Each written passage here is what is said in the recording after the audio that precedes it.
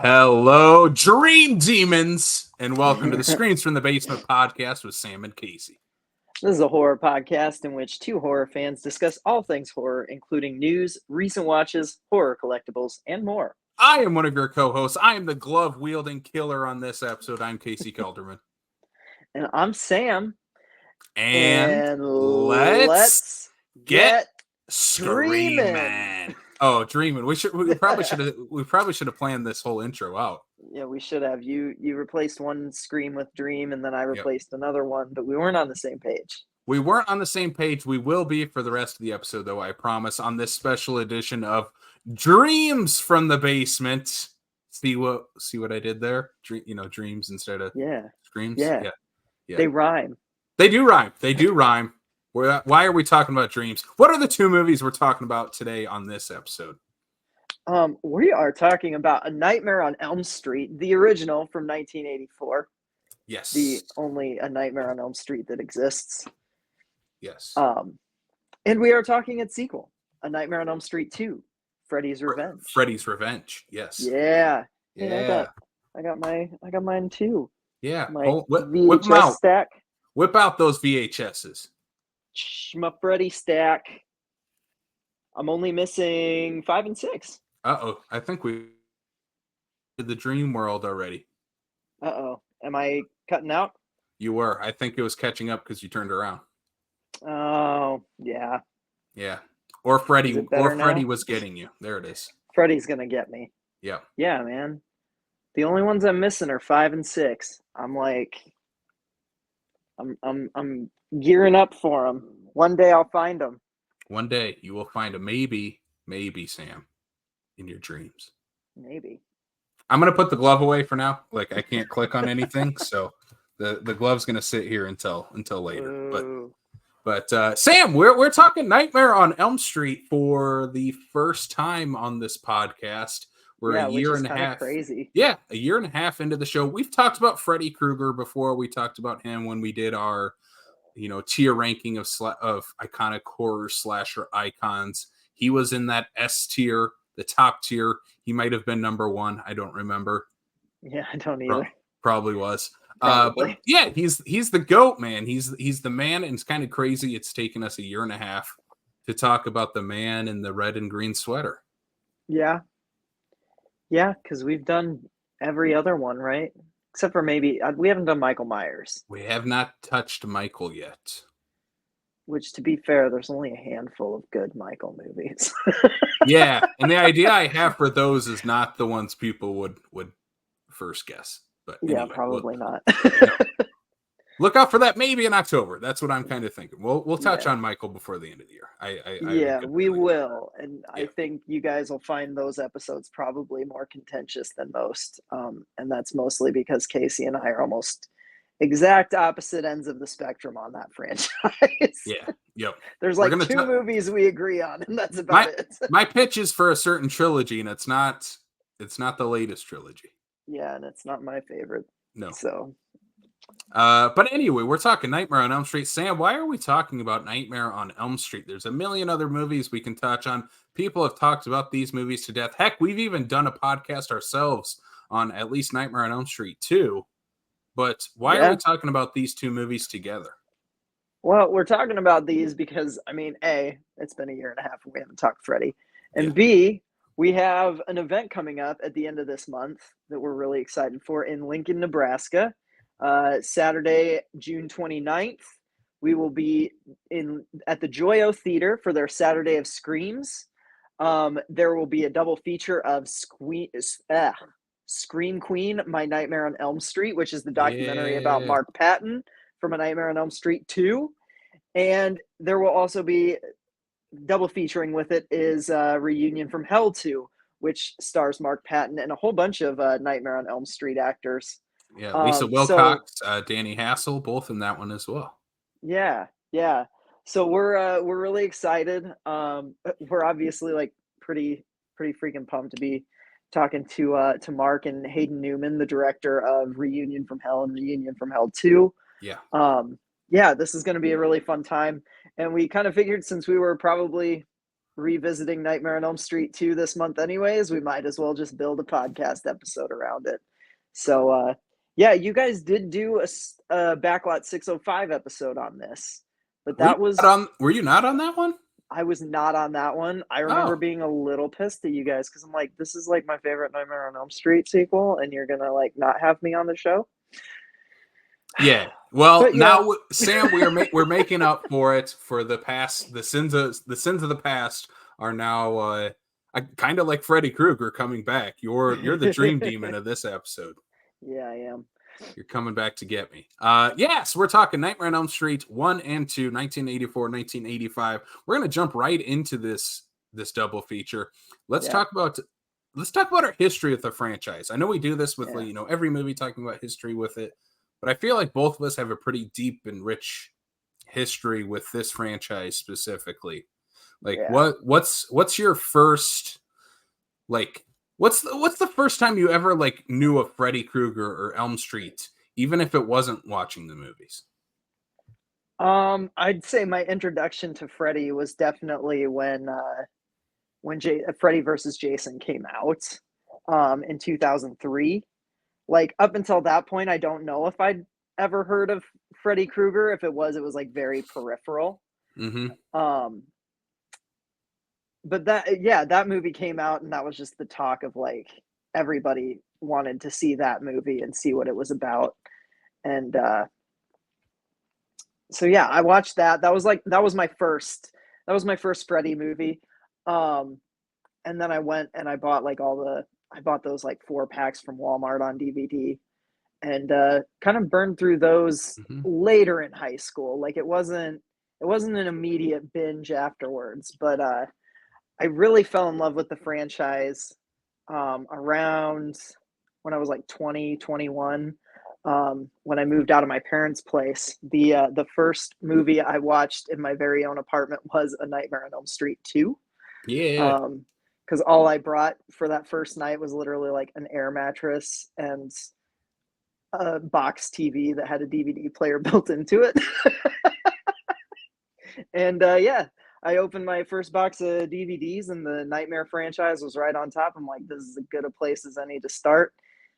And I started with 2 because I love 2 so much. Always have, always will. But Casey, I know this is like your favorite franchise almost ever. It's up there anyways, like top 3 for you. You have an insane Freddy wall that you just showed off on TikTok. Follow us on TikTok. Yeah, follow us on TikTok. You can kind of see it behind me now if you're watching on the YouTube, but the lights are kind of dim. Obviously, we're setting the mood in the basement here.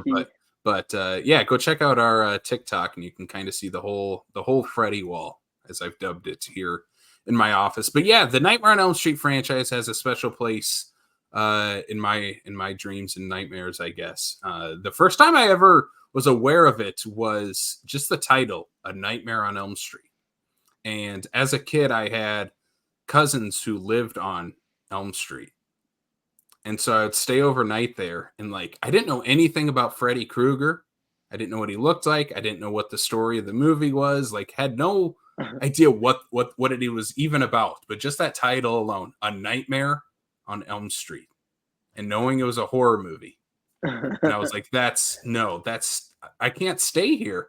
I'm going to have a nightmare literally on Elm Street. And I don't want to know what that nightmare is because I had no context of what Freddy Krueger even was. And so that was my first introduction to it. And then like you in high school, I bought those 4-pack of DVDs from Walmart. And I feel like for people our age, that's a gateway into every type of horror. And I just miss that so much. Like, kids nowadays will not have that type of experience. Like some people had the video store. Like video stores were coming out of date by the time we were in high school, especially. So we had the Walmart. We were like right in that spot right before streaming, and like right after video stores, where it was like that weird in between. Whereas if you wanted to watch it, you had to go to Walmart. Luckily, these DVD companies were just like pumping out the box sets and multi-packs, and you could get your hands on it relatively easy and relatively cheap. Yeah, that's how I watched a lot of just horror movies in general, is just buying those, anywhere they had 2 packs, they had 4 packs, they had, The 10 packs of just the yeah, random ones thrown together. Yeah. right, yeah, like, there were ones that were, like, Stephen King, and it was all Yeah. the, like, Dino De Laurentiis, like There's one that's like it's like the Prophecy movies and Hellraiser movies together. And it's Yeah, that's right. like why are these two franchises together? Yeah.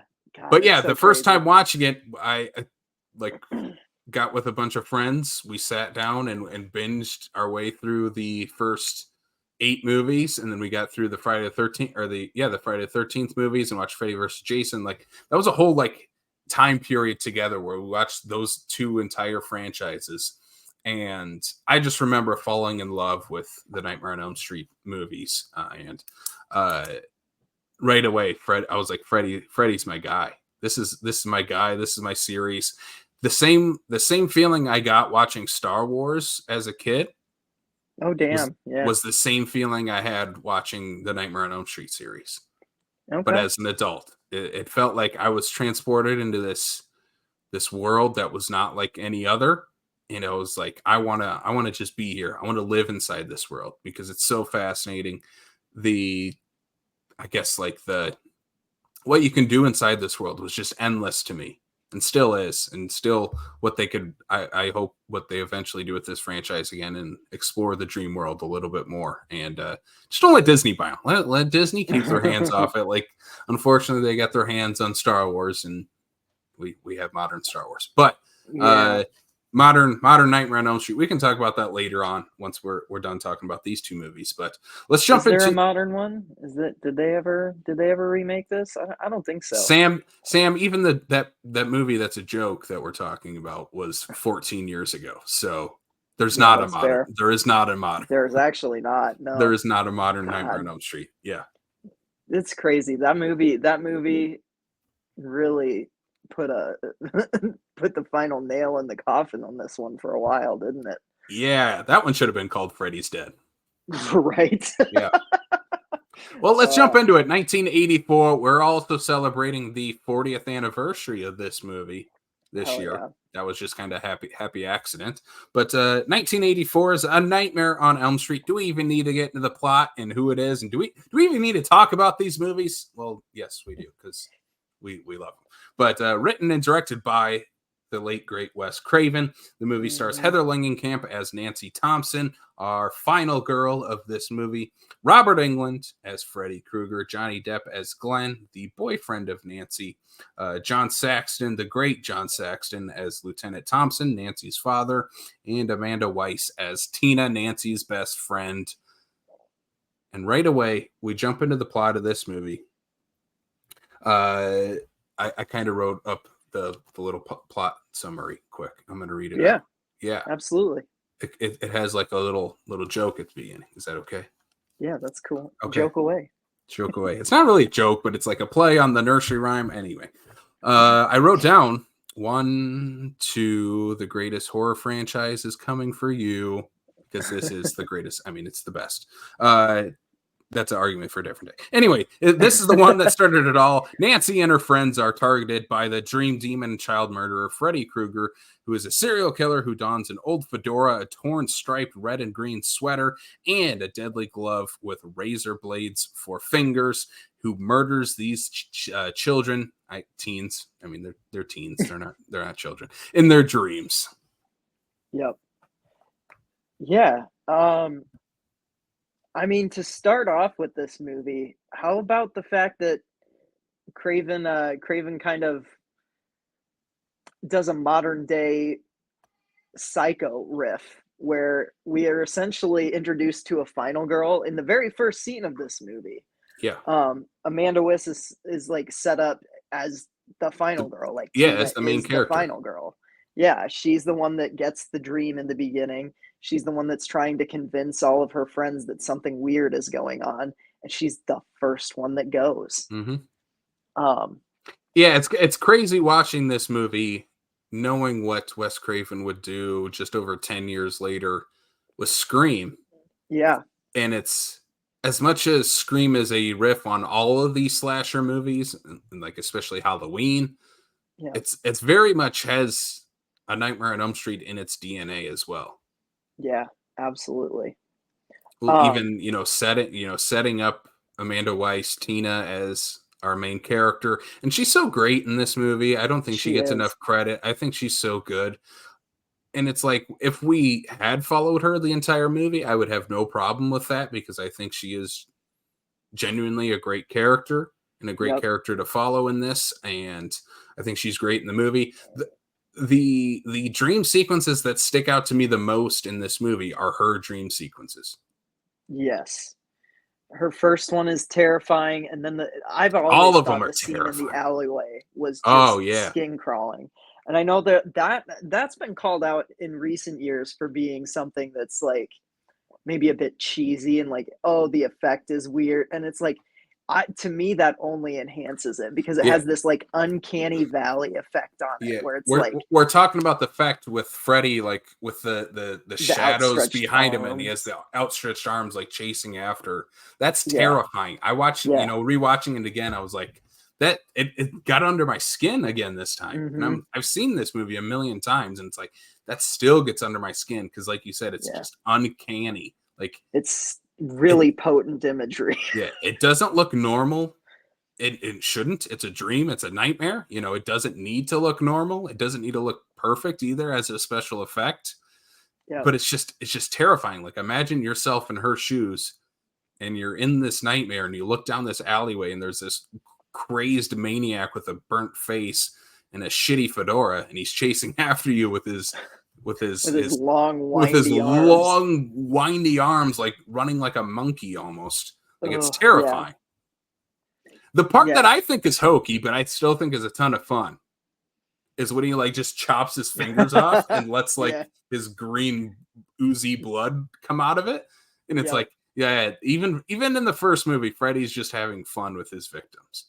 Oh, yeah. He's not MTV Freddy in this one, but he still is like he's a fun reinvention of the slasher, you know? He Hmm. talks, he's playing with his food a little bit, you know? He's like the anti Jason or Yeah. Michael. Um, Well, even towards the end when he calls Nancy on the phone and he's like, yeah. I'm your boyfriend now, Nancy, and the phone gets like the tongue and he like starts like moving his tongue. It's like, yeah, Yeah. that again, he's having fun. And when Freddy's having fun, I'm having fun. Yes.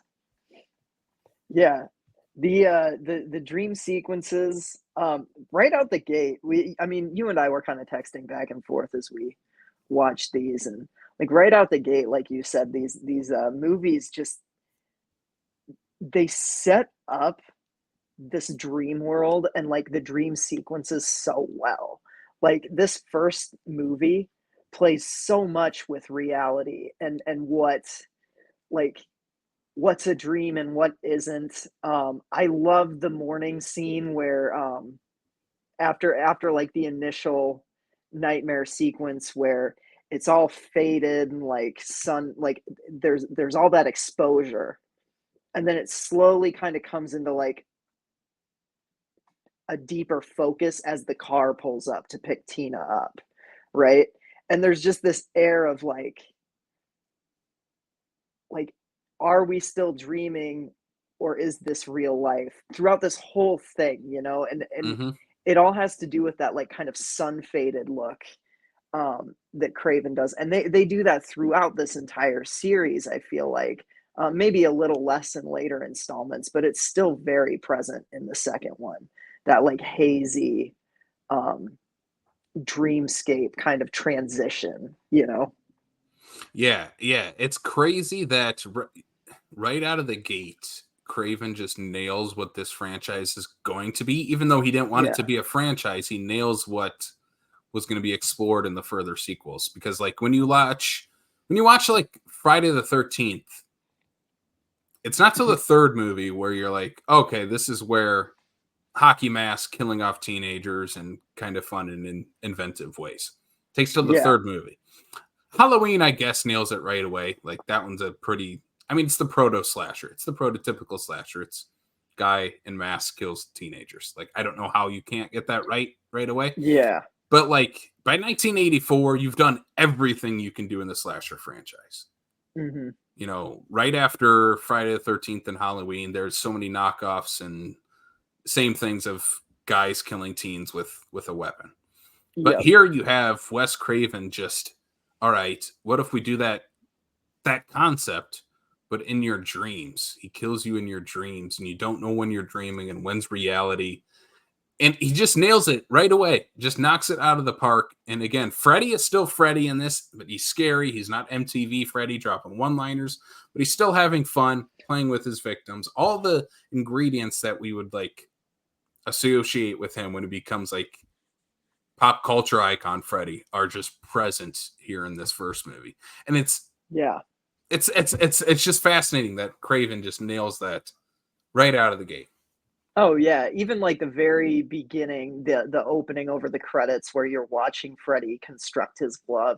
And like how I mean, I just feel like we don't talk enough about how inventive that murder weapon is. You know? He didn't just take a pitchfork or a kitchen knife or anything like that. Like he fashioned a glove with razor blades for fingers. Like that just adds a whole new dimension of terrifying. You know, when have you ever seen that? And when will you ever see that in real life? It's just it's literal nightmare imagery. Yeah. And I think love that, you know, Freddy Krueger, when he was still alive, like this is what he was using on presumably children. Yeah. And like he had to craft this weapon. It wasn't enough for him to like use a knife or a razor blade. He's like, no, I'm gonna literally be something of their nightmares, even while he was still alive. Or I'm gonna have this glove. And it's like that's terrifying and unsettling. Yeah. The dream sequence, my favorite dream sequence of Nancy's though, is in the school. And again, I think this is the biggest one where it's like, what's real, what's fake? When is Nancy sleeping? When is she awake? Yeah. And it's after, maybe we should talk a little bit first about Tina's death, because that's really what sets up everything. And what an incredible death. Horrifying. It is horrifying, and an incredible effect that they pull off as well. So Tina's in her parents' bedroom with Rod, her like sleazy sort of boyfriend. Yeah. Dude she's banging. Like we can talk about Rod later, but like I have thoughts about Rod because I think he is the most ill-fated character out of this whole thing. Like I find Rod so tragic in this movie. Oh, yes, he is. Like, he's a great character too. Such a great character. Yeah. I would argue that the worst cast member of these main four is actually Johnny Depp. It's 100% Johnny Depp. Come on. He is so boring in this movie. Yeah. He's like supposed to be Jock. And it's just scrawny little Johnny Depp. Like, that's a theater kid if I've ever seen one. Oh, 100%. Yeah. But that anyway, is the kid that is smoking cigarettes with his acoustic guitar under the bleachers at lunch. Yeah. And that still would have worked for, like, I could see Nancy dating that guy. I don't know why. Yeah. Anyway, they didn't rewrite it when they cast Johnny Depp, but. Right. Because it's literally like one line where they call him a jock and then he's wearing like his crop top. Like jersey. Football jersey. Yeah. I don't know. Anyway, Tina's death though, she's done knocking boots with Rod, and she enters the dream world again, and she has been trying to convince her friends of this guy, Freddy Krueger, that's been in her dreams. And on this night, she ends up, getting killed, and you see us as the audience, this is the first time where you realize, like, oh, if you die in your dreams, you die in real life. And you see like the claw marks go through her shirt, and she begins getting, dragged up the wall, and it's just horrifying and haunting. And Rod is just watching everything. Like, again, put yourself in that guy's shoes, and you're watching that. It's like, oh my God, what do I do? What's even happening? Yeah. How would you even respond? You know, like, and I just love the behind the scenes of how they shot this, because they used this room twice for 2 different special effects. Yep. And the first one's for this, and it's basically they build this set, and it's a spinning set, so it'll spin all the way 360, and that's how they like had her like crawling on the walls basically. And what I looked up was they literally like strapped the camera and the cameraman to one of the walls in this room. Oh my So as God. it was rotating, he had to he was upside down, filming. Jeez. It's crazy. And they use that That's again. insane. They use that same room again when they use it on Glenn's death. Yep. Um, The that is blood geyser. another story that we'll talk about when we get to it. Yeah, that one's interesting. But Rod, he goes on the run Yeah. after this. And that's where I think he starts to become a tragic character of like Nancy finds him and he's like, I didn't do it. Like I saw like someone was in the room. I couldn't see them, but I didn't do that. Yep. And gets arrested anyway. But when Nancy's in school, that dream sequence, like haunting. Yeah. Yeah, she like falls asleep. Oh, and shout out to Lin Shaye for a kind of cameo role, I guess, in this as the teacher. Just a bit role, but it's always good to see Lin Shaye pop up and stuff. Yeah. It helps when your dad runs the studio. Yeah, that does help. Yeah. But it's still Lin Shaye. It is still Lin Shaye. But yeah, this sequence is so great. The reveal of Tina in the body bag is so nasty, and like her getting clear one. Ugh. Dragged by an invisible force down the hall and just leaving a trail of blood. The hall monitor. Screw your pass. Like, yeah, this whole sequence is terrifying, and yeah, it's kind of your first. No, I guess because Tina's already. I mean, Freddy did show himself with the fingers and everything, but this is really the first time we're seeing Nancy interact with Freddy, and I just think this scene is great. The boiler room, him having her cornered, and her burning herself to stay to like wake herself up, and then the reveal that she actually does have a burn mark on her forearm is just, yeah.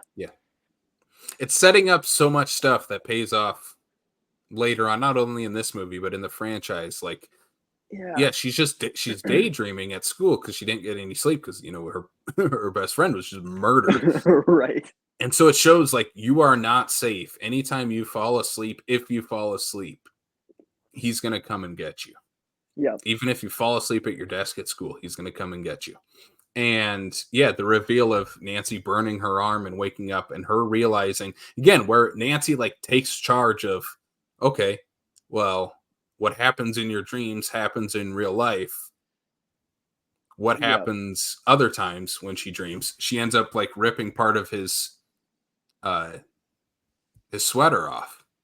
Yep. And she brings out his fedora at one point. Yep. Yeah. I want to talk about two questions I had while watching this movie. Okay.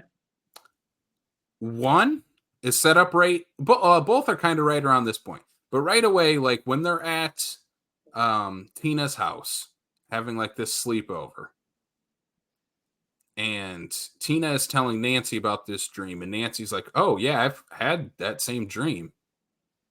We haven't seen her dreams yet, but she says, "I've dreamt about that guy before." And you have Glenn coming in. Oh no, that can't be true. You two can't be dreaming about the same thing.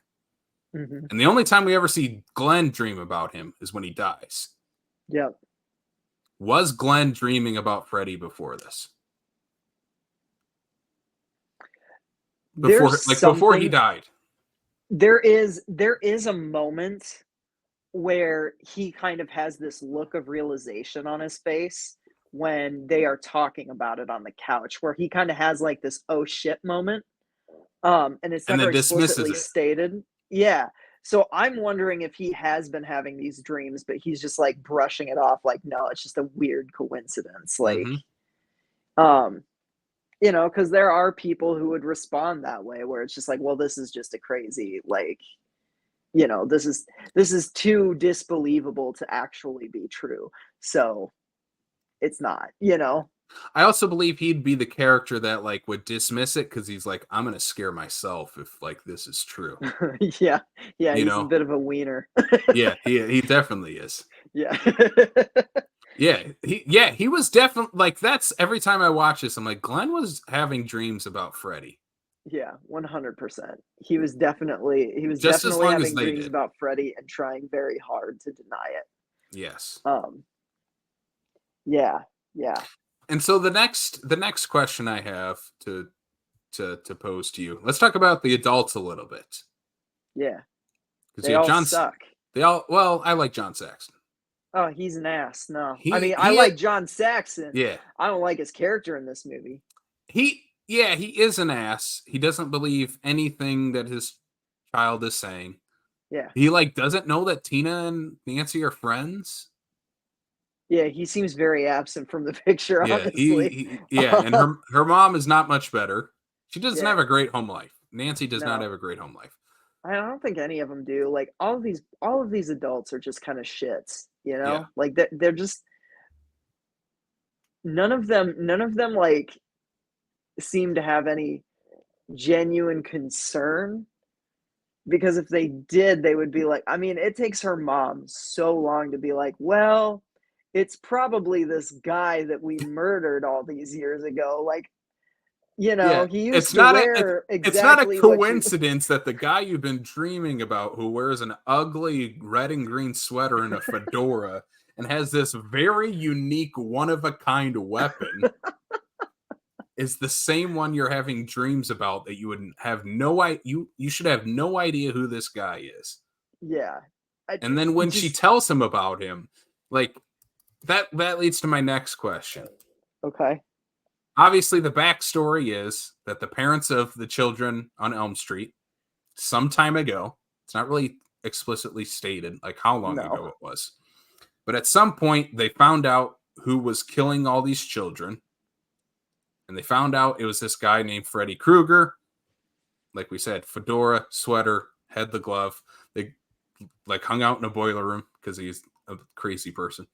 They go there and literally just burn him alive, dead. He's out of the picture. They're like the cops. He got off on like some weird. What did she say? They signed the wrong paper or something Yeah, like that. some weird loophole in the law. He got off, and so the parents went full vigilante and just burned this guy. But I guess the question is, how much did Nancy's mom know about Freddy Krueger, besides that he was, as she says, a filthy child murderer? I mean, she said she explicitly took part in this. Like she's like, In the I killing of killed Freddy. him. Yeah. Yeah. And I believe, Um, like, the way I understand, because they show it in some of the other sequels, like Freddy versus Jason, they really show it. yeah. They do it in the TV show Freddy's Nightmares. Like Yeah. it's like most of the town was probably there. Yeah. Yeah. It Like anyone who definitely had a feels child in that age group was like, work with burn this mother effer. yeah, it feels a But little bit like Evil Dies Tonight. yeah, yeah, But done a little bit better, I think. a lot bit Um, better. yeah. Yeah. So, but my question is, like, how much did Nancy? Like, I feel like Nancy and Freddie had a thing at some point. 100%. I feel like I don't know. So here's the thing. The thing I don't like the most about the remake is that they go full on explicit with it. Like they're like, "Oh no, Freddy was a child molester and Yeah, a murderer." And it just makes everything feel very like icky, it makes it more too icky. real and too icky. Um, but I've always kind of in my head, like for these original movies, I'm like, oh, Nancy was definitely like on Freddy's list before he died, right? Like I've always felt that way Like, because it's kids that he's going after, right? So it yes, makes no sense for him to be going after the dreams of teenagers unless they were the kids. And I'm just taking this as this movie on its own, right?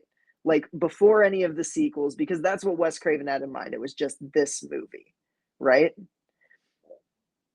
I think that all of the kids in this movie were kids that Freddy was definitely looking at and watching for and waiting for his opportunity to strike. Oh yeah, Yeah. 100%. So yeah, I guess that's my answer. What do you think? He had a That's lot of kids on that list because when you look at Nightmare on Elm Street 3, there's like 7 more kids. That was yeah, the rest of the Dream Warriors were all on that list. yeah, insane. Yeah. It's yeah. But yeah, there's something underneath this whole movie that I don't think is just ever really touched on with Nancy and Freddie, or Nancy's mom and Freddie. Like, I feel like they knew each other before the Oh, child I get what you're murdering, even. saying. Yeah, Yeah. yeah. Like, why is she so quick to drink when her And daughter?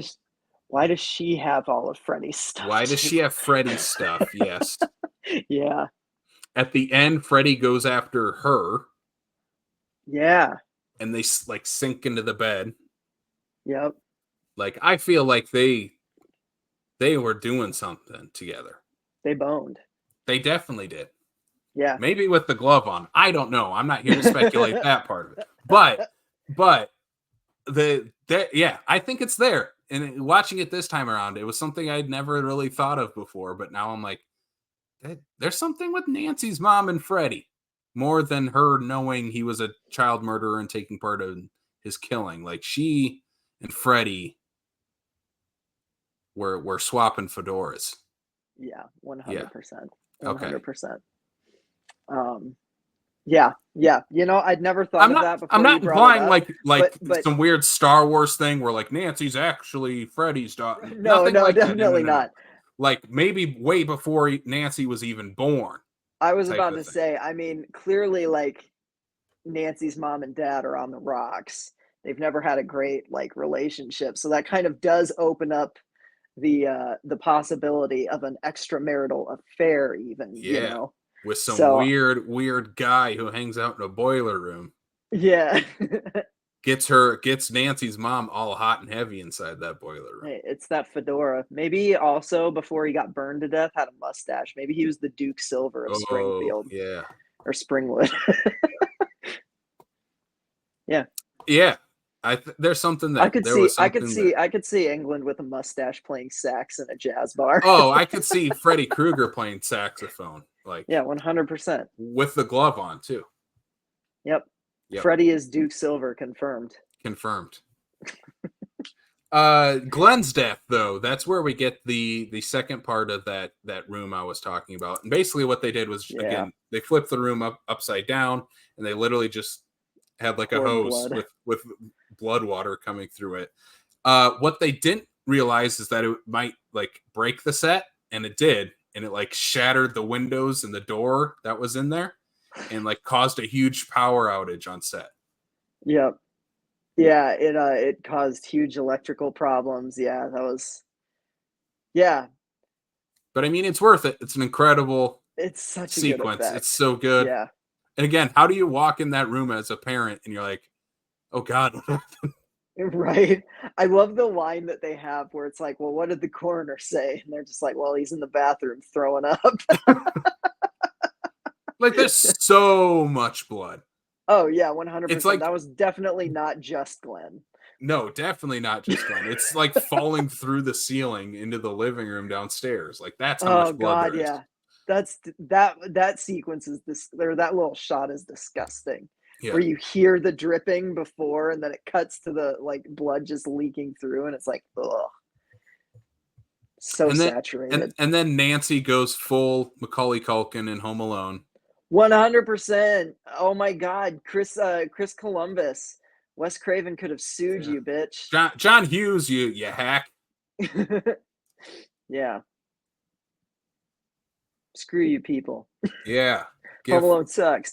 Give Wes Craven some of that Home Alone money. Yeah. But yeah, I just love that Nancy is such a forward final girl in this movie.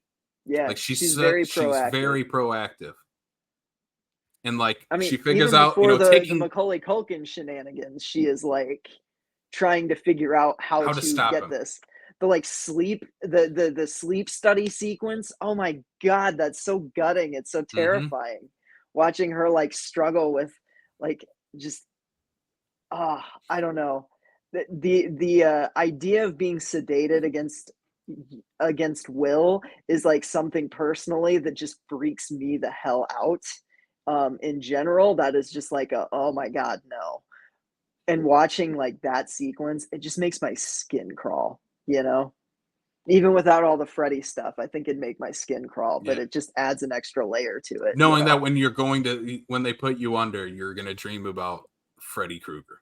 Yeah, like, oh, just terrifying. And the fact that none of the adults in the room will even listen to her, it's just like, Well, yeah, she like pulls part of him back. Like what? yeah, like she literally She li- produces a fedora, an yeah, entire fedora that was definitely not in there. And they're just like, we're still going to knock you out. Like, that's insane. yeah, Oh, yeah. None of the all the adults in this movie are idiots. Yeah, that's yeah. true. Because yeah, even Nancy has a plan. When we get to the final act, she's like, I'm gonna pull. She tells her dad, I'm gonna pull Freddy into the real world like I did with Yep. his fedora, and you're gonna just shoot him in the face, basically. Yep. And her And what dad does her is just dad not do? He's like, there. nope, not gonna do that. I'm gonna Yeah. put bars on our window so you can't leave. Oh, Yeah. yeah. Yeah, you're right. You're right. John Saxon is an asshole in this movie. Yeah, he's terrible. Like I love he's him, but he's awful. Yeah. yeah, yeah. You know, it's kind of crazy. Like I was thinking about this. I'm like, you know, this and Black Christmas were like 10 years apart, but like it's always nice to see John Saxon showing up and playing the sheriff around these Yeah. parts. Like, yeah, he's so great. I love when John Saxon pops up and stuff. Yeah. Tenebrae. I mean, he's in so many different horror movies. Yeah. Yeah, yeah. But yeah, I mean, there's one little part I want to talk about more before we move on to 2. Is it Rod getting hung? Oh, we can talk Because about that. that's Yeah. If you I have just find that whole arc so heartbreaking. Like that he dies with people still believing he's guilty of murder.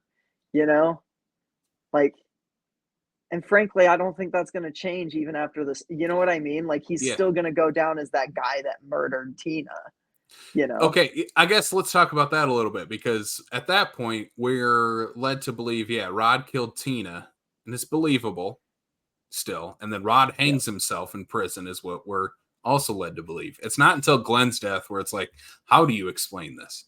yeah, exactly, and I don't get the feeling that, like, just nothing that any of the adults have done in this movie gives me any indication that they'll take this and they'll be like, "We're gonna clear that young man's name. He clearly didn't have anything to do with this. There's something weird going on because of our actions from, however long ago." None of them are going to do that. Rod is going to forever be known as the dead guy that killed Tina. And it's just so heartbreaking because he's like, he, his first line in the movie is like a total douchebag line, but like Hmm. everything after that kind of adds layers and nuance to him. And he's not like the most fleshed out character by any means, but like there is a vulnerability to the performance that just makes him so endearing. So when he does leave the picture, it's gut wrenching for me. And I think that's kind of the strength of these movies in general. Like you and I were kind of talking about that after I rewatched. I mean, I think we talked about on the cast after I watched 4, where it's like the cockroach death is so great, but it just feels so undeserved, and you're like, well, that's kind of all of these. And Yeah. it's true, like none of these kids deserve anything of what's coming to them. It's all generational trauma coming back to like literally kill them. And it's tragic, you Yeah. know? So going off that, do you think Freddy as Dream Demon Freddy kill you in your Mhm. nightmares? Do you think these are the first kids he went after? Or has this happened before and that's why the parents are like, I don't believe you. We're not going to talk about that because they know it's Freddy Krueger. And they're like, maybe if we don't talk about him, it'll Hmm. go away. Because we I, we do later find out, well, even in this movie, if you don't believe in Freddy, if you don't give him power, that's how you stop Freddy Krueger. yeah, I Has the think Do you think it's happened before in this town where he's come back as Dream Demon Freddy? I think at the very least there's evidence in the sequels to back that up, maybe. that this has been an ongoing thing even before Nancy. Um, Especially like Freddy versus Jason, and I know that one came like decades afterwards, but like it does seem like it's very much a generational kind of almost there's almost like a Stephen Kingish quality to this franchise in the fact that like it is largely about kids who are left to their own devices to fight this evil that the adults have like no desire to help them Yeah. battle, right? It's almost it like, or just basically pick any other Stephen King novel where childhood friends come back to their hometown to overcome a massive trauma. Um, so yeah, maybe this isn't the first time this has happened. Um, maybe this is like a long running chain of events that has been happening since Freddy's death. I've never actually thought of it that way, but that's interesting. What do you Yeah. think? Yes, I do. I think they are not Yeah, the first ones that Freddy has gone after. yeah. Yeah, like That's an interesting point of view. I like yeah, that. I think it makes the most sense that he's been doing this probably since he died. Whatever, and again, it's not explained in this how why Freddy is a dream demon, just that they killed him and now he's back for revenge. But yeah, I do think he's gone after other kids before Nancy and her friends. Oh yeah. Okay. Yeah. Yeah. So after Nancy defeats Freddy, takes away his power, we get another dream sequence where Nancy is reunited with her friends. They hop inside the Freddy mobile, and Nancy's mom turns into a blow up doll and gets pulled through a tiny little window. Yep. What's And your thoughts?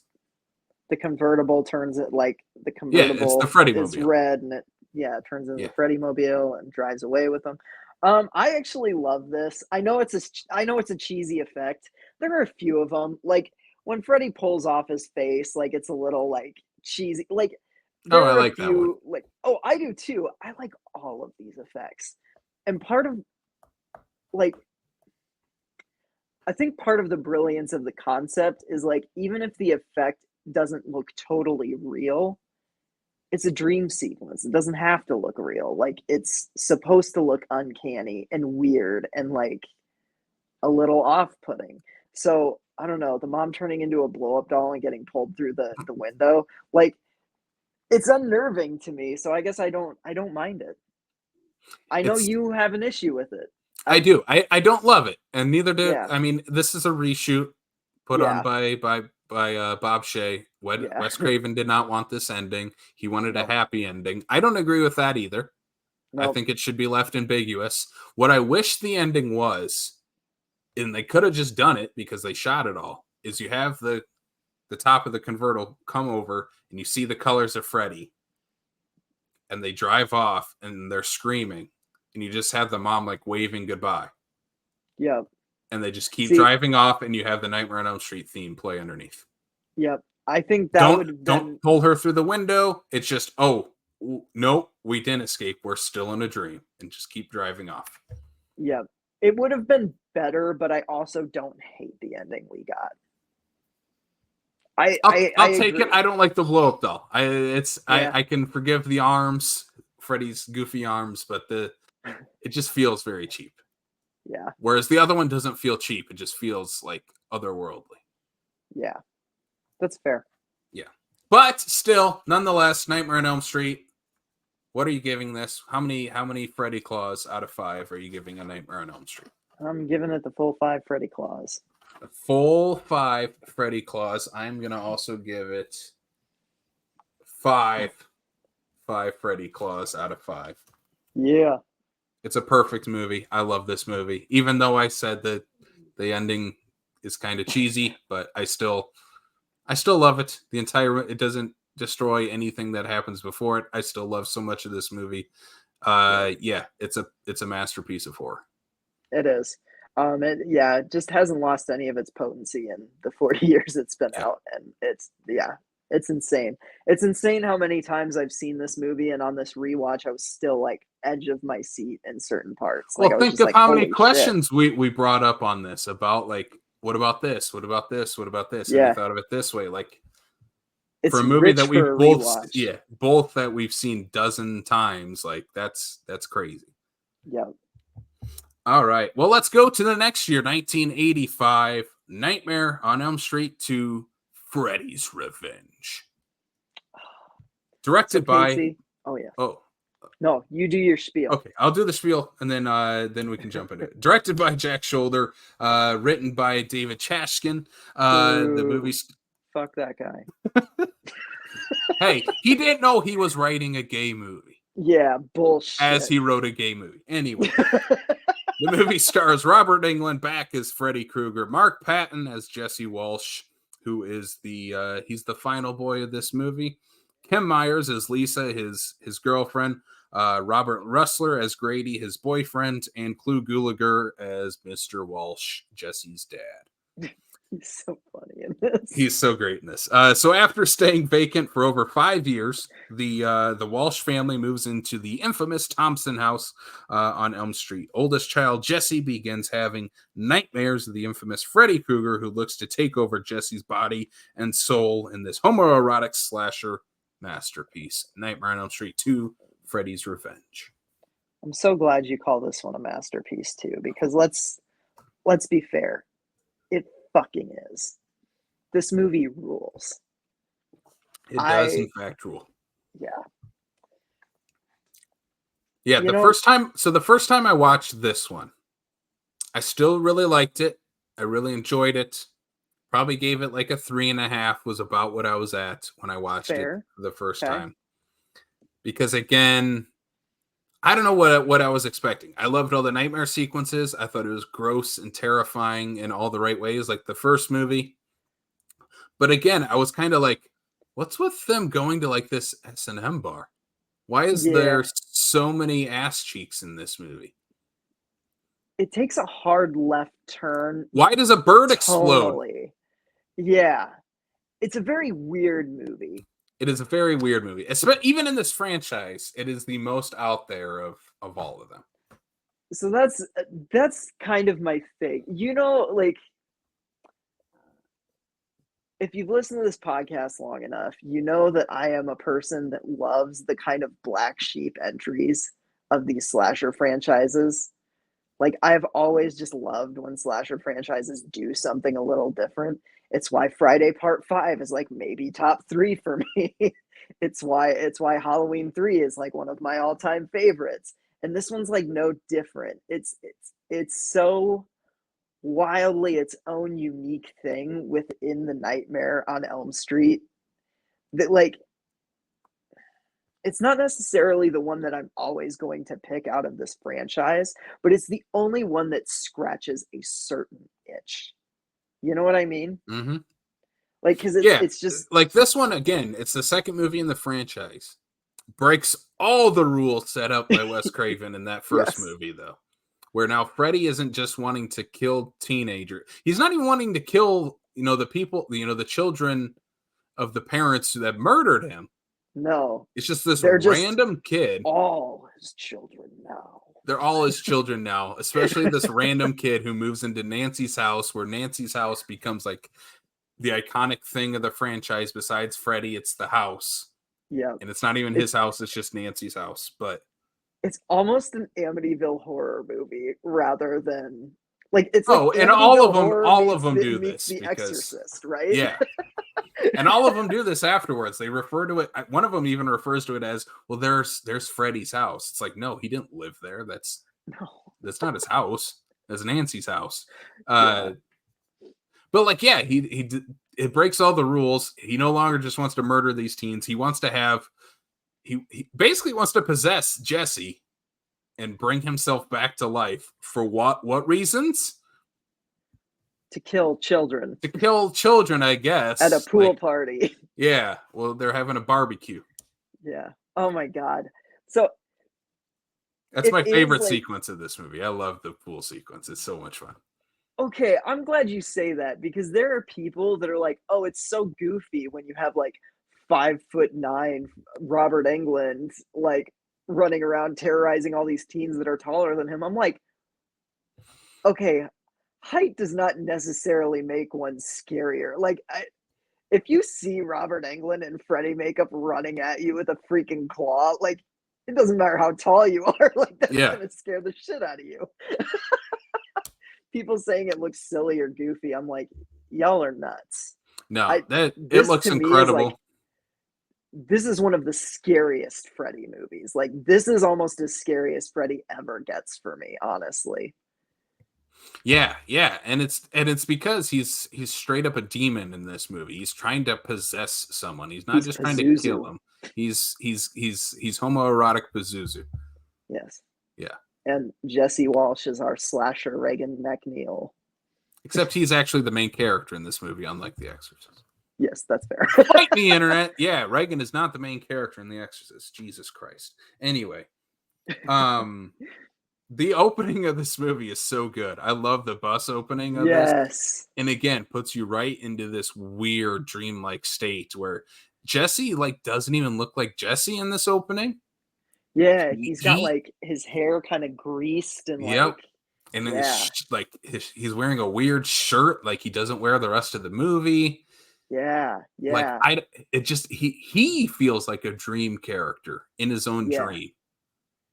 Which is like, to me, I don't know if it's intentional, but it seems so like, it seems intentional to have the dream version of him be this like just greasy loser who just, because that's not really what he is in the, like, for the rest of the No, movie. not at all. Like, And again, I think the thing in this movie that everyone talks about, I think the reason that people have gravitated towards this movie now, and it's kind of gotten a revitalization, is because like of the gay subtext of this movie, or just text I was maybe about to of this say, movie. it isn't even subtext. I mean, they straight up say in the first like 15 minutes that like him and Grady are talking, and Grady goes, "Yeah, Coach gets his rocks off like watching us do this. Yeah. He goes to the queer S&M bars downtown." The gym teacher is definitely gay. Like that's they explicitly like, say closeted, that, like, internalized homophobia, all that kind of stuff. Like, but Jesse himself, though, I think is an interesting character to talk about in terms of that and what maybe some of the symbolism is. Because I have a theory on it, and I don't know. I'd like to hear your thoughts on it too. But even in this opening, though, you have the other girls on the bus, the only other people left on the bus with him, and they're just giggling and laughing at him, and he seems terrified. Yeah. And again, I think it starts right there of like, yeah, he's not interested in them. He feels out of his body. He doesn't look like Jesse in the opening. He feels like something completely different with girls on that bus with him, looking over at him, giggling. And he feels out of place with that. Yeah, it definitely gives that vibe. And when you like start to see him interact with people, maybe this is just an actor thing, but I think he has so much more chemistry with Robert Russler, who plays Grady, than he does with Kim Myers, who just like, I mean, everybody talks about it, but she's a dead ringer for Meryl Streep. It's kind of insane. She is 100% looks just like Meryl Streep. And it sucks to say, because I think she's really good in this movie, but I think if you take her character out and just have it be about Jesse and Grady's friendship, I think the movie is just as strong. You know what I mean? Yeah, I agree, but also I really like Lisa in this movie. Oh, I do because too, for she sure. fills the best friend role. Yeah. So perfectly. Yeah. Like the chemistry between Mark Patton and Kim Myers feels best friend. Yes, agreed. You know, they feel like if you're watching a TV sitcom, they're the two friends. She's going to end up with a boyfriend with some other guy. Yeah. Like that kind of dynamic. Like that kind of dynamic. Yeah, it feels weird. Like sometimes the movie, and I say this like, I say this knowing that this movie is flawed, but the flaws do not really matter to me because of just how much I love this one.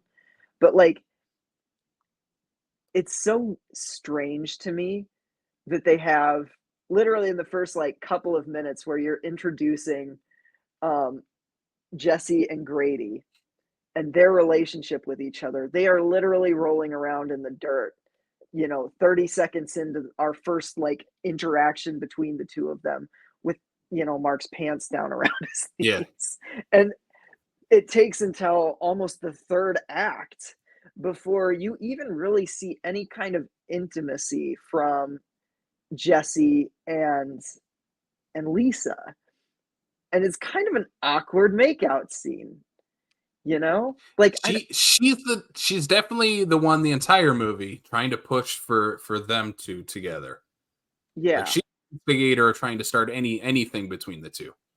And at the party too, he's like, we'll probably jump around a little bit more with this one than following straightforward. But Yeah. when they're in like the pool house and he's in there alone, he like just kind of wants to be left alone. And basically, like she comes in to comfort him, and they end up making out.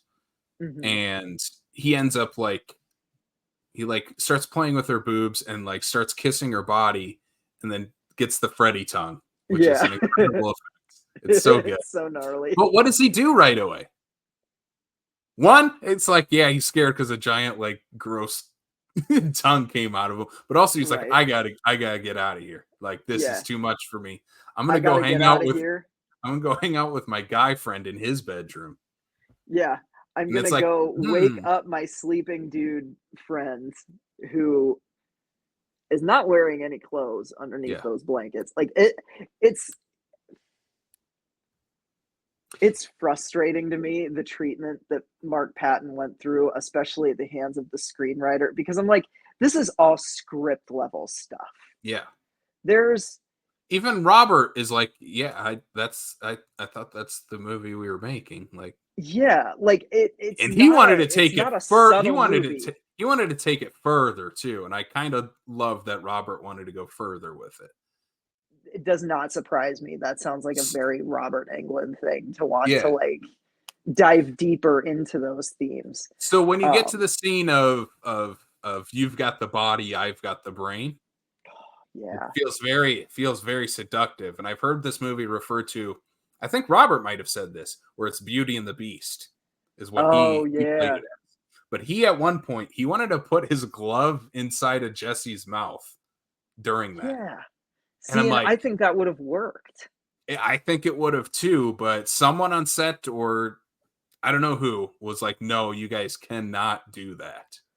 I understand why they said that, but also it's like, no, it would have worked for this movie. So my Make the thing though, movie that you were supposed to make. yeah. Like seriously.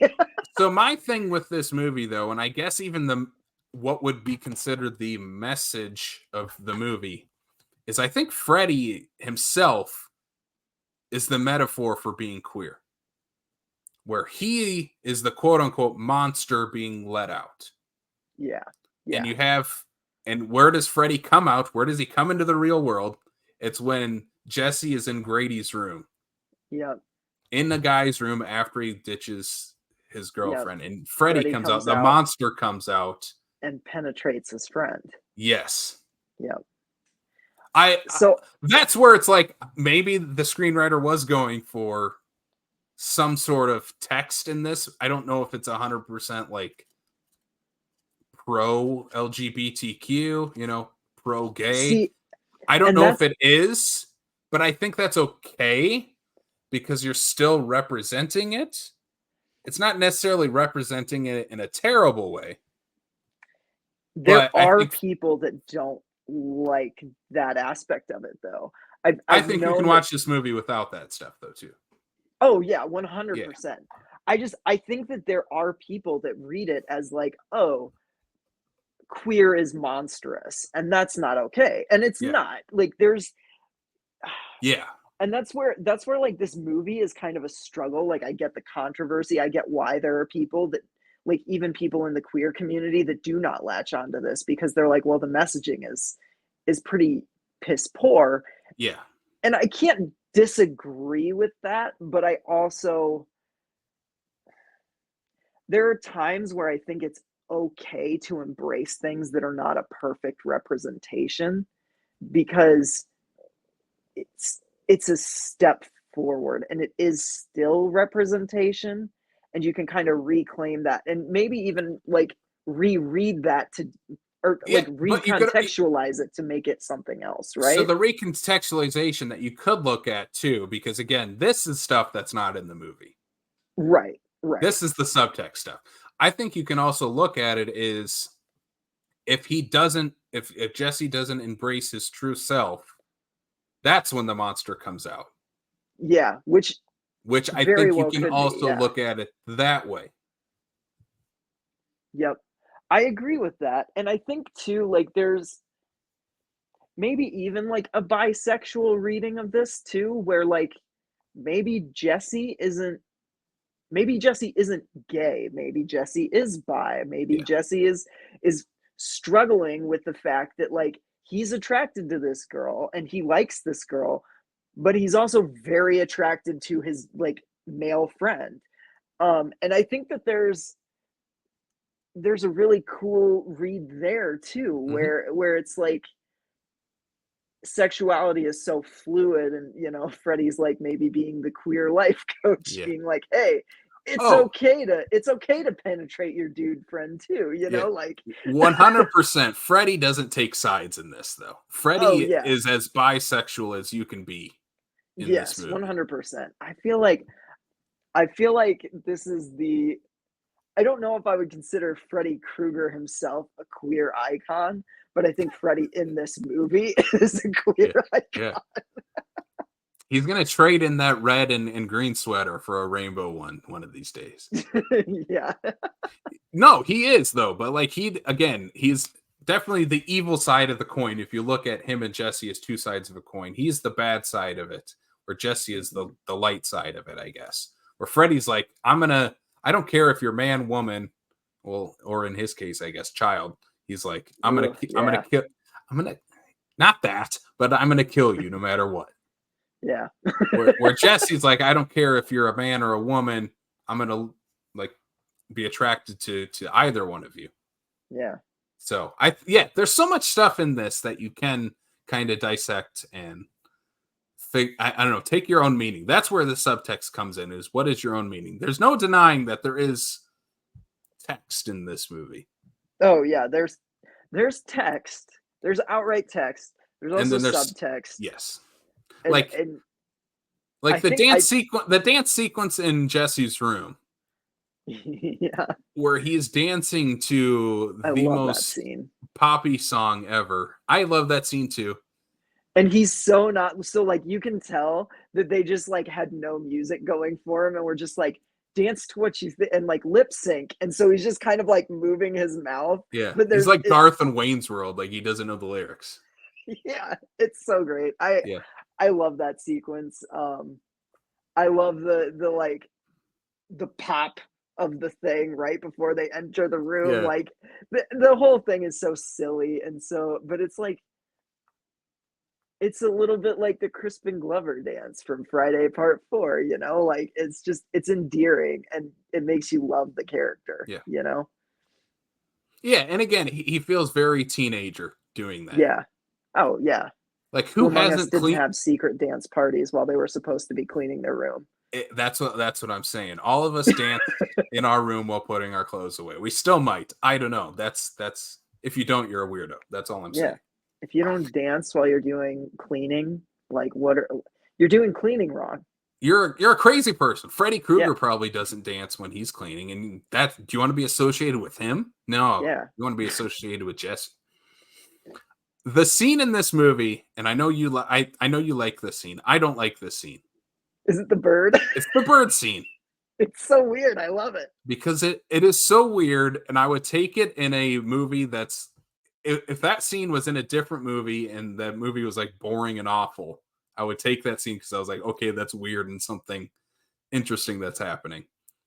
But there's so much other interesting stuff already happening in A Nightmare on Elm Street 2. I don't need an exploding bird to happen to keep my enjoyment.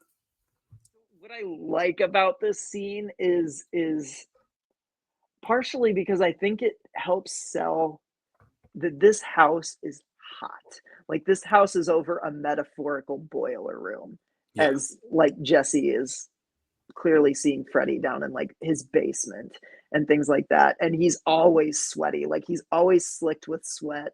And there's just like this oppressive vibe to the house that they are living in right now.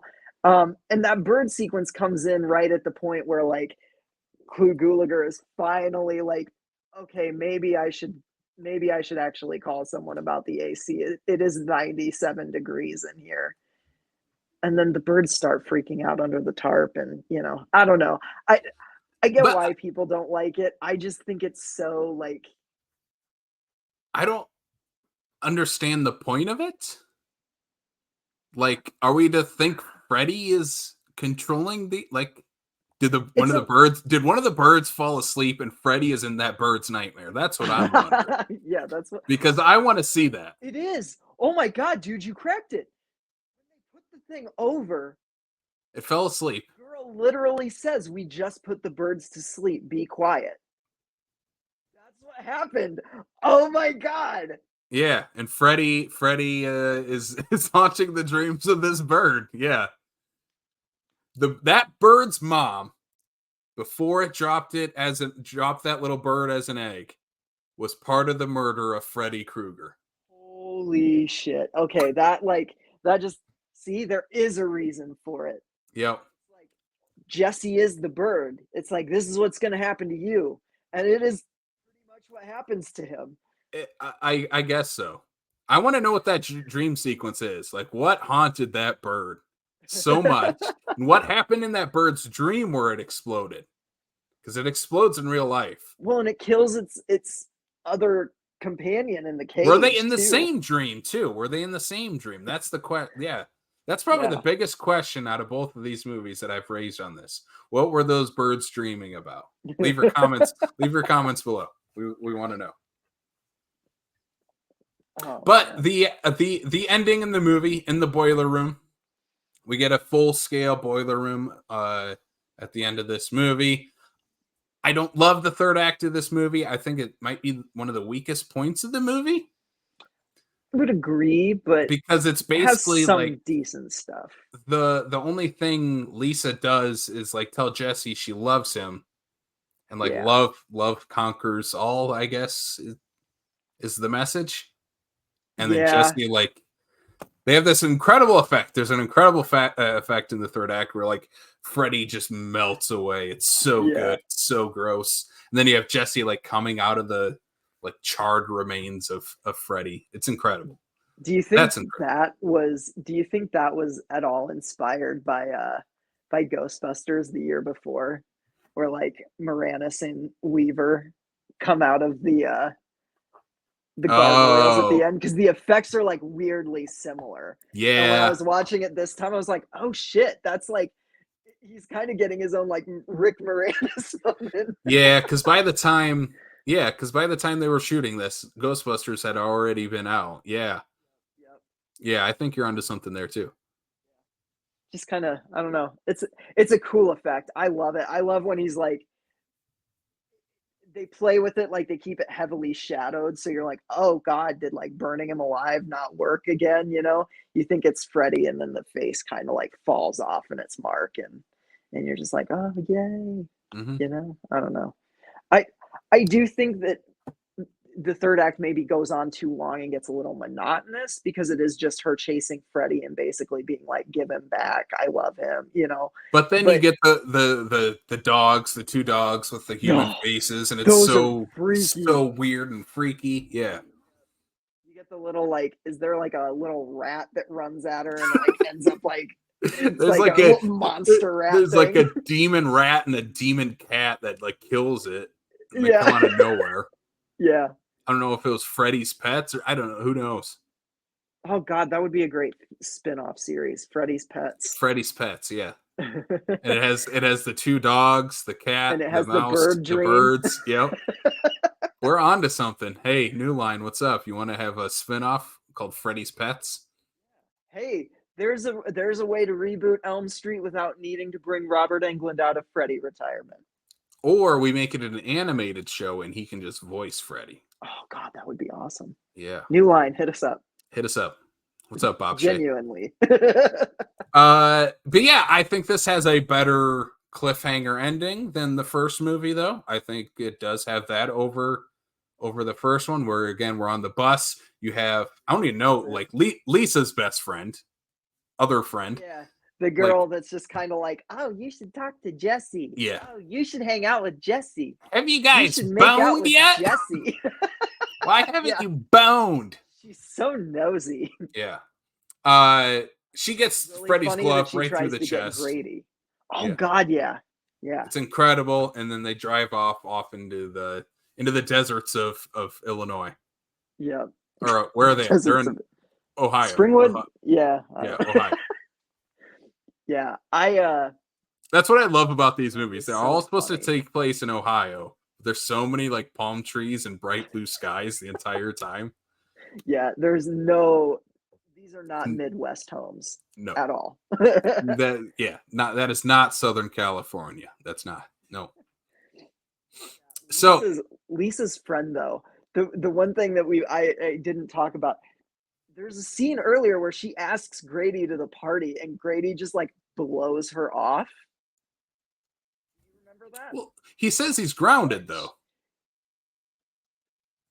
Not then though. I think he said something like more rude and just like it was very clearly like, no, I don't want to go to that with you. So I'm like, Grady, I think Grady is definitely queer because he doesn't show interest in any single female student around him at all. It's always like he is talking to Jesse. And if he's not talking to Jesse, he's not talking to anyone. Like he does not interact really with any of the females in this movie. I think that's really interesting. Yeah, I think there's something there with him too. Yeah. So let's get to our rating for Nightmare on Elm Street Part 2, Freddy's Revenge. How many Freddy gloves are you giving this movie? I give this one just shy of 5. It is a 4.5 for me. It's very close to a 5. I really love this movie. I do think that there are a few little things that kind of knock it. It's not the same level of masterpiece as the first one is. But I still think this one on its own right is, to me, it's one of my favorite slasher sequels of all time. I really love this one. What do you have for star rating? I give this one a 4 out of 5. I do love this sequel. It keeps growing on me every time I watch it. There are a couple things that take away from my enjoyment of it. The bird scene, I just don't think it's necessary for this movie. And then the third act just kind of drags a little bit. But besides that, like, this movie is a ton of fun. I have a blast watching this every single time. It's some of the scariest Freddy sequences in it. The effects are just incredible. The pool sequence is so much fun. I love that sequence. Like, people who bash on it, I don't understand what you want in a Freddy Krueger movie, because that feels like peak Freddy Krueger. We even get his first, like, I think we get our first glimpse into MTV Freddy during this, because you have this one kid who comes up to him at the party and he's like, "Hey, it's okay, man. We can help you." And he's like, "Help yourself, fucker." And throws him across the party. It's like the first little bit of MTV Freddy coming out right there. There's also that gnarly bit where, like, in the stampede to get over the wooden fence, one of the kids like gets knocked down and his neck gets stepped on and just snapped, and it's like, oh God, it just comes out of nowhere. Also, you have Freddy like walking into the bushes and just like explodes into fire as he walks through them. It's so great. And that's when the parents are like coming out to see what's going on and they see that happen. It's just like, if you're a parent and you like walk out to your kid's pool party and like that happens, like, how do you even respond to that? Yeah. How did Freddy get to the boiler room from there? Do you think he walked?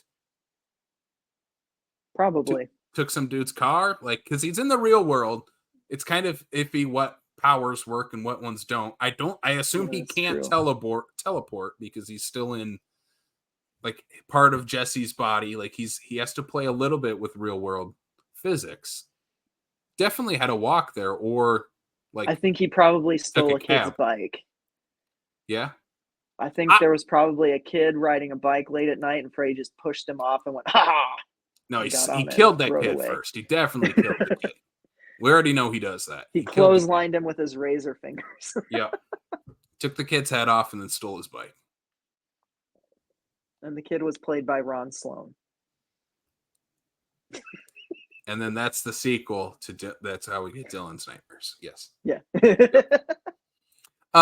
Anyway, let's move on from our Nightmare on Elm Street double feature. Please, if you're watching and listening, please let us know your thoughts on both of these movies. Let us know all of our weird theories on this. Let us know your thoughts on them because we had maybe too many on this one. No, this was a fun conversation though. Yeah. Yeah. We went for as long as the runtime of Nightmare on Elm Street 2, just about. Yeah, we did. That's okay because our next segment, it's not going to be a very long one. We don't have a whole lot in this one. No, we don't have any screaming mad news. I just didn't see anything from the last couple of weeks that really warranted any kind of discussion aside from, oh, that's cool. So we are going to did you send me something? I did, but we can go to our next segment and then I'll let you read it. Okay. So Casey, my question is, yes, what have you been doing? What have I been doing? I have a couple things to show off first because I only have one movie that I have in doing. I got a couple comic books, trying to catch up on those again. Feral number 3 from our friend Tony Fleeks. Yeah. This has been an awesome series so far, under the 3rd issue. There is a reprint out right now, so if people have, I think it's like on its 3rd reprint of the 1st issue. So if people are that's awesome wanting to pick that up, that's available. This is the eighth number in Tony Fleek's Army of Darkness Forever. So again, we're loving this series. There should be like, what did he say? 10 issues, 12 issues, something like that. I think he said 12. I think there's a total run planned of 12. Yeah. So having fun with that. And then this is issue number, it's the 4th one. Count Crowley, the mediocre Midnight Monster Hunter, the latest in the Count Crowley series, the 4th of 4 issues in this new run. This art is incredible on this cover. God, that is a great cover. Yeah. Looks awesome. So I got those. I was also at Rainbow Comics. I picked up one of their Puppet Master figures that they had there. Yeah. Leech Woman from the original Puppet Master series. They have a couple of them there that have been yelling at me for a while to pick them up. So finally picked up Leech Woman there and slowly picking up the original puppets. I think I showed up Pinhead a couple weeks ago. Yeah, 100%. Yeah. So that's cool. The only movie, only horror movie-ish, I guess, horror adjacent that I watched, besides the Nightmare on Elm Street movies, I rewatched RoboCop. Nice. So I did an action movie night this past weekend. Watched RoboCop, Con Air, and Passenger 57. So I had just a super fun 90s, 80s action movie nights. But RoboCop, I guess, is the closest. This movie rules. I love this movie so much. There's so many goopy effects that for people who love horror movies like this has so many of those. RoboCop is an awesome character. I love Kurtwood Smith as Red Foreman. He's such a bastard in this movie. Yeah, as the villain in this movie, he's so good. There's so many great lines in this movie. RoboCop is a perfect movie. I just have so much fun watching this movie every time I do. I love this movie so much. Hell yeah. RoboCop rules. RoboCop. I still have to check out the documentary. I've heard it's really good. I have to check that out. Yeah, I've not watched it. The only RoboCops I've seen the first one and the remake. Yeah, those are the only ones I've seen. The remake is not very good. No, it's fine. It's like a perfectly bland, average, like 2000s action movie, like It's slick, it looks nice, that's about it. Yeah, yeah, I'm good on that. Yeah. Sam, what about you? What have you been doing lately?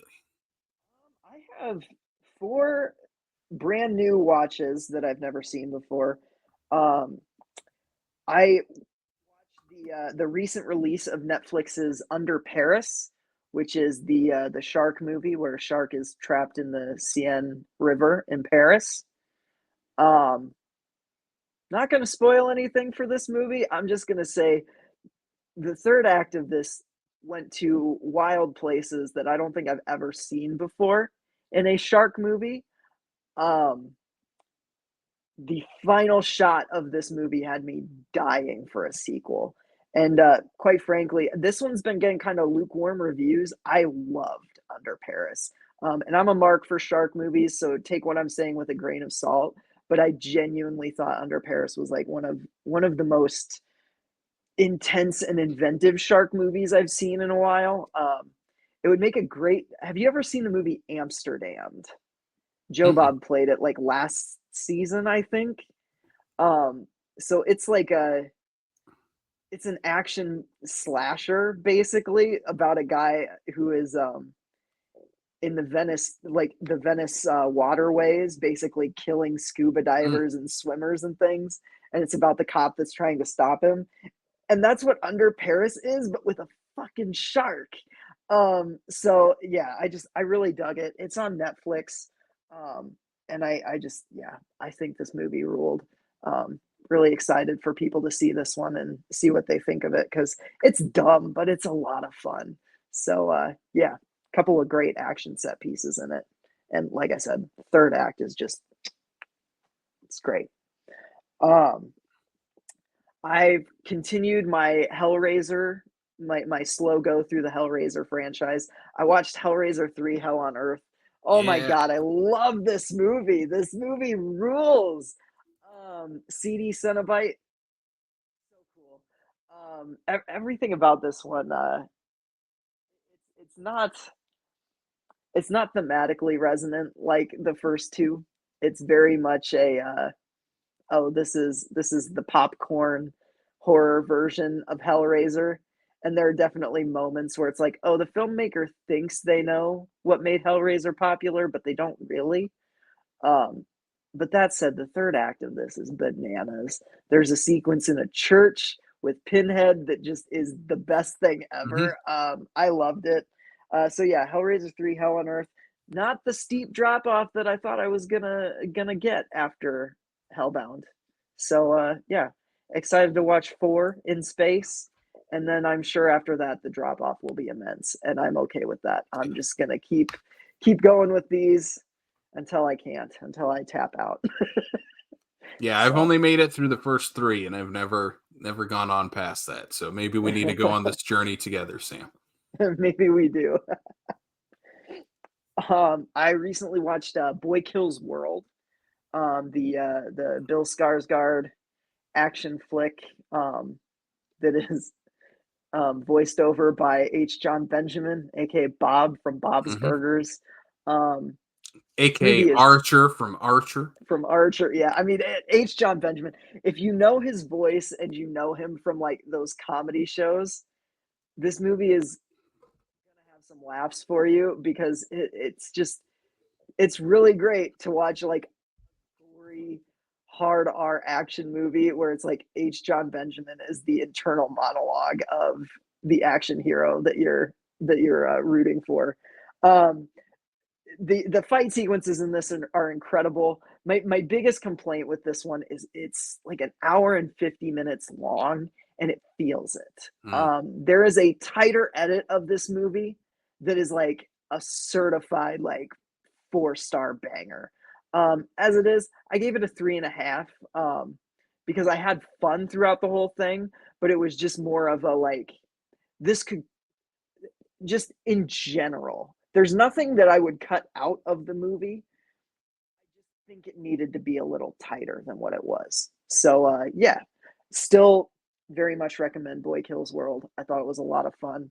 Um, Kind of a nice rainy afternoon weekend watch. So And then the last one I wanted to talk about, I caught at the State Theater on the last night they were playing it. I watched Jane Schoenbrun's newest movie. I saw the TV Glow. This this is my favorite movie of the year, easily. And I say that like, Step aside, Lisa Frankenstein. yep. This movie is just it's a movie that thematically deals with identity and like how we consume media in relation to our identities and what we use as coping mechanisms and escape mechanisms and kind of the cost of tampering down on certain aspects of your identity. If you really want to dive into it, it's very much a trans allegory, and it's an abstract movie that is not going to be for everyone. The conversations coming out of the theater were varying widely. I heard a couple people compare it to Donnie Darko. Um, I don't know if I necessarily agree with that comparison, but I suppose it's a little metaphysical in a way. It has just this incredible tone throughout. It's not a typical horror movie. Like, it's very much a weird experimental type of horror movie, and it got under my skin in a lot of ways. And it the end of it just kind of wrecked me in a way that I just was not prepared for. And it didn't hit right away. It was like I got home from the movie and like was just thinking about it and sitting with it and processing. It was just like tears hit all of a sudden. I was just like, oh my God, what did I just watch? Um, this is going to be a vibe movie. And there are going to be people that very much are not vibing with this. I don't expect this to be a crowd pleaser by any means, but I'm so very glad that I got to see it on the big screen with an audience that was pretty receptive. Um, I loved I Saw the TV Glow. I already want to watch it again. I already want to look for all the things I missed. Um, if you like kind of liminal tone poem abstract type of horror, which usually I'm not a huge fan of, this one worked for me a lot. Yeah, I think I Saw the TV Glow is one of the boldest movies that I've seen this year, and it's told from a place of just complete and total honesty. And I loved every second of it. It was a ride. So it's available now on premium VOD. I'm sure it'll be on streaming eventually, but I definitely recommend that people check it out if it sounds like your thing. If you're not into like the super artsy tone poem type of stuff, it might not be for you. But like I said, I'm not a huge fan of that type of horror in general, and I absolutely adored this one. So I don't know, different strokes. That's what I got. So that's it. That's all you That's got. it. That's That's all I it. got. That's it for the doobie doings. Yep. Yep. That's guess what? That's it for the show. That's the show. That is the show. Thank you all for listening. Thank you so much for subscribing to our podcast and taking part in what we're doing here over on Screams from the Basement. Again, we're going to give another plug to some things that we got going on here. First of all, let's give another shout out to Saturday of Screams in Lincoln, Nebraska, coming up June 29th. We are just 1 week away. If you're listening to this on the day this episode drops, so we're just going to be 1 week away from this happening. Again, that's Saturday, June 29th, Saturday of Screams at the Joyo Theater in Lincoln, Nebraska. Double feature featuring Scream Queen, My Nightmare on Elm Street, and Reunion from Hell 2 with special guests Mark Patton that we talked about in Nightmare on Elm Street 2, and Hayden Newman, the star and director of Reunion from Hell 2. Tickets are available at the door. Just $10 gets you in for this special event, and then you get to have a Q&A conducted by ourselves. We're going to be moderating that Q&A with both Hayden and Mark on this night. So special shout out to Moose's Monster Mash for putting this event on and allowing us to do the Q&A as part of this event. We are very excited to go hang out in Lincoln and in the Omaha area for that weekend. So again, shout out to Moose's Monster Mash for allowing us to do this. It's going to be a lot of fun. So hopefully some of our listeners are there in person to witness that double feature as well. Yeah, absolutely. It's going to be a fun time. So if you can make it, please do. We'd love to see you. Speaking of other things we better plug our couple interviews that we had on the podcast here for the month of June. Last week we had Ansel Faraj, Nathan Wilson, Alexa Weissner, and George Russing from the new film The Great Nick D, which is available to purchase on Amazon Prime. You can buy the Blu-ray DVD combo pack there. The last I heard, it's going to be shipping out hopefully pretty soon, is what I've been hearing on that. But yeah, you can check out our interview there. We get a little spoilery, but I don't know if you're like me. I don't really care because I'm going to watch the movie anyway, type of thing. I think you're not going to miss anything by watching or listening to that review. So go check that out on the podcast feed or on our YouTube channel right now. And then next week, Sam, who's our guest next week? Next week, we have the author of a book called Teleportasm. Joshua Milliken joined us to talk all about his book in the Killer VHS series. That's out now on Shortwave Publishing. Casey and I both read this and just had a blast with it. It's like gnarly body horror mixed with like stoner comedy mixed with teleportation. Just like a really wild book. Takes you for a ride.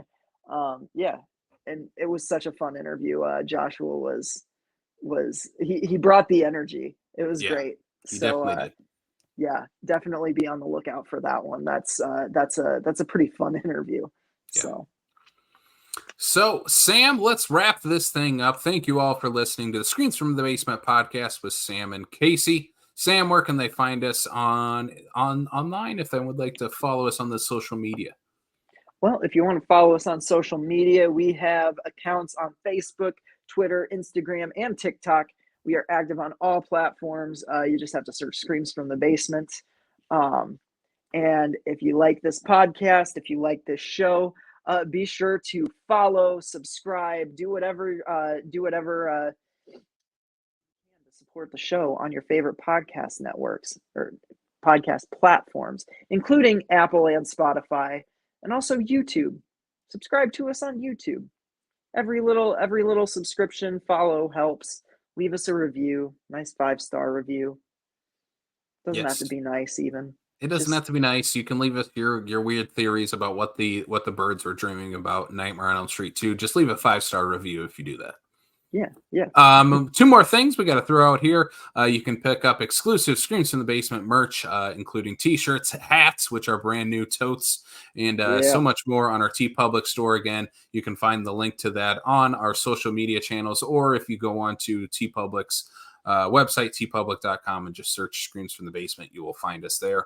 And then you can also use our Fangoria affiliate link to get all of your Fango needs. Visit shop.fangoria.com/Screams from the Basement and use promo code Screams from the Basement, and you can save 20% on your total purchase.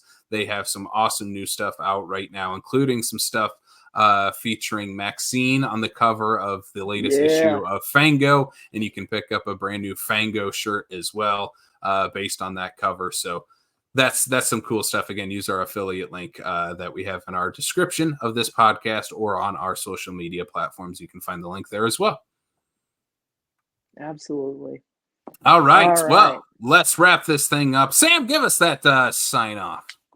Well, guys, just be good people to each other. Thanks for tuning in as always, and sweet screams.